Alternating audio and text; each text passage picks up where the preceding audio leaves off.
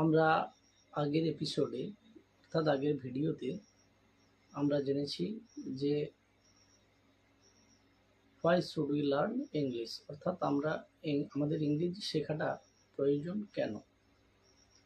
আজকের আমরা জানব যে টপিকটার বিষয়ে, সেটা হচ্ছে how could we learn English. বন্ধুরা, আপনারা জানেন যে একটা বড় বিল্ডিং কিংবা বড় প্রাসাদ যখন নির্মাণ করতে হয় তখন কিন্তু যে বিষয়টা সবথেকে যে বিষয়ের দিকে বেশি গুরুত্ব দেওয়া উচিত সেটা হচ্ছে তার ফাউন্ডেশন, অর্থাৎ তার যে ভিত, সেই বিষয়টার উপরে বেশি গুরুত্ব দেওয়া উচিত। ভিত যত মজবুত হবে, ভিত যত শক্ত হবে,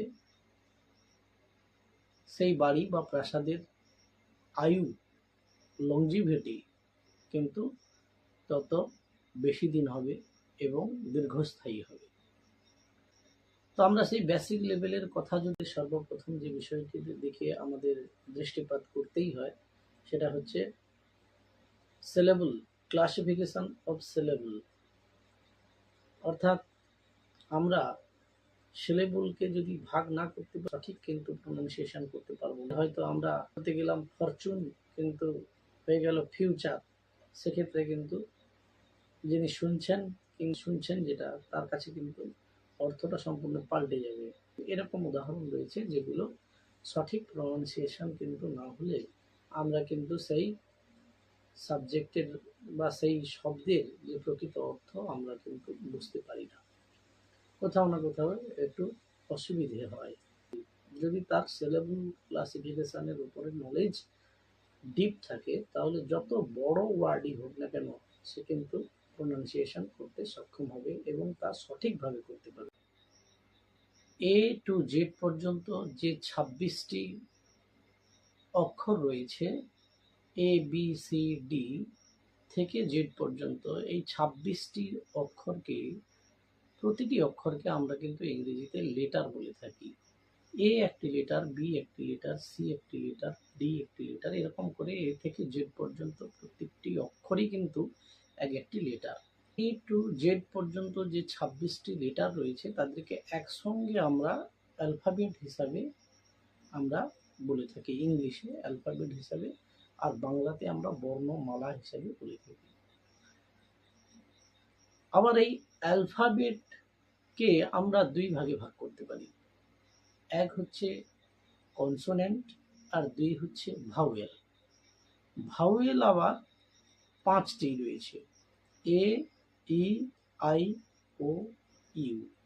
এ, ই, আই, ও, ইউ, এই 5টি লেটারই হচ্ছে ভাওয়েল। সেমি ভাওয়েল হিসেবেও দুটো লেটারকে ধরা হয়, যেমন ডব্লিউ এবং ওয়াই, কিন্তু সেটা খুব কম জায়গায় প্রয়োগ হয়।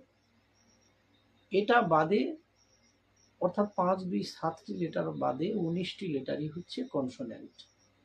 কনসোনেন্টের আবার এইচ যে লেটারটা রয়েছে, এইচ, এটা স্থান বিশেষে অয়ের মতো উচ্চারিত হয়, যেখানে উচ্চারিত অয়ের মতো হয় সেই জায়গাটিতে এইচকে আবার আমরা ভাওয়েল হিসাবেও ধরি, তাই তার আগে আমরা অ্যান বসাই। যেমন half an hour, hour, H O U R, hour মানে সময় বা টাইম বা ঘন্টা আমরা জানি, সেই আওয়ারের আগে কিন্তু আমরা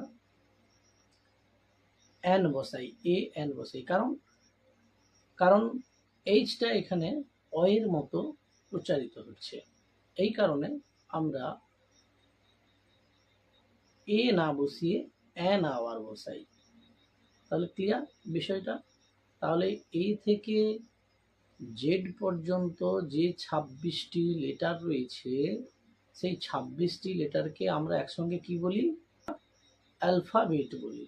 অ্যালফাবেটকে আবার কয় ভাগে ভাগ করা যায়? অ্যালফাবেটকে আমরা সাধারণত 2 ভাগে বিভক্ত করি, প্রথম ভাওয়েল, দ্বিতীয় কনসোনেন্ট। ভাওয়েলের আবার বিভাগ একটু শাখা হিসাবে রয়েছে, সেটা হচ্ছে সেমি ভাওয়েল। ভাওয়েল থেকে সেমি ভাওয়েল, সেটা ডব্লিউ এবং ওয়াইকে ধরা হয়। ভাওয়েল 5টি, মূলত মনে রাখবেন ভাওয়েল 5টি, কি কি? A, E, I, O, U. A, E, I, O, U, এই 5টি অক্ষরই কিন্তু ভাওয়েল। তো আমরা এই যে কনসোনেন্ট এবং ভাওয়েল, এটা আমরা শিখব কেন? কেন আমরা ভাওয়েল এবং কনসোনেন্টের ক্লাসিফিকেশনটা শিখব?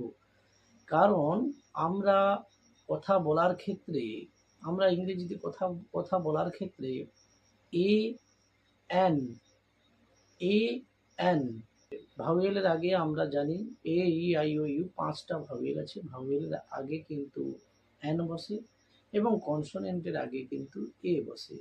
যেমন এ বয়, এ school, A car, a pen, এই সমস্ত ক্ষেত্রে কিন্তু প্রত্যেকটা অক্ষর দেখুন কনসোনেন্ট দিয়ে শুরু হচ্ছে। প্রত্যেকটি ওয়ার্ডের যে ফার্স্ট লেটারটা, ফার্স্ট যে অক্ষরটা, সেটা কিন্তু কনসোনেন্ট দিয়ে শুরু হচ্ছে।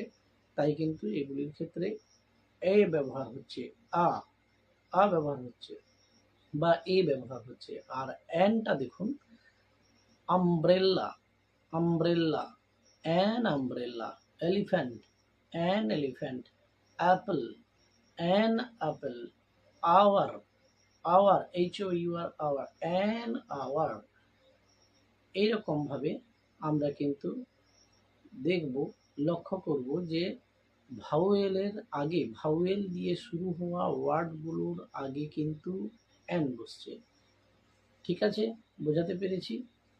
তাহলে কনসোনেন্ট এবং ভাওয়েলের ব্যবহারটা আমাদেরকে প্রাথমিকভাবে জানতে হবে।